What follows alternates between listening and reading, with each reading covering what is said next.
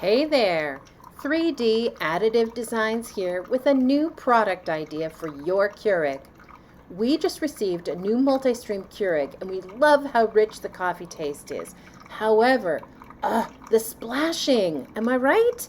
As you can see, the stream shoots down into the cup, but splashes are going all over the counter, all over the machine.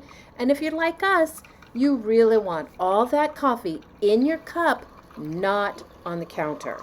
We saw other Keurig anti-splash videos which made all sorts of suggestions. Some rigged up fancy contraptions to funnel the coffee into the cup more directly, and others recommended the obvious, just use a taller cup. But we started thinking down a different path and came up with a new product that takes care of the splashing once and for all. There it is. We call it the Cup Lift Coffee Stand, and it can be manufactured to fit any Keurig coffee machine. Here you can see it working in place. The coffee stream is running, but we get no splashes outside the cup.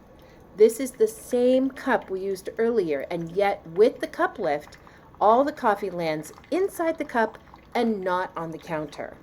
It's absolute genius at work and available in our Etsy shop with the link down below. Happy coffeeing, everybody.